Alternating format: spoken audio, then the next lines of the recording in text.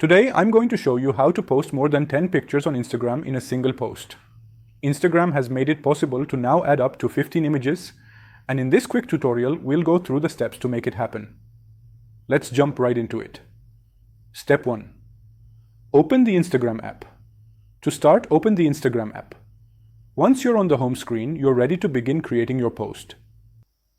Now swipe left to select the post option, or you can simply tap the add button directly. This is where you'll start adding your photos. Step 4. Select your photos. After selecting post, find the select multiple button. Tap on it and choose the 10 photos you want to upload first. You'll notice that Instagram now allows you to add more. Step 5. Click next. Once you've chosen your photos, click next in the upper right hand corner.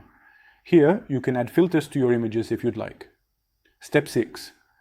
Add a caption. On the next screen, you can add your caption. Write something that matches your post, and if you want to tag anyone, this is the place to do it. Step 7. Review and finalize. Before posting, double check all your settings, whether it's location, filters, or tags.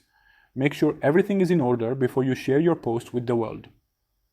Step 8. Tap the share button. Finally, tap the share button, and voila! You've successfully posted your 15 images in a single Instagram post. And that's it.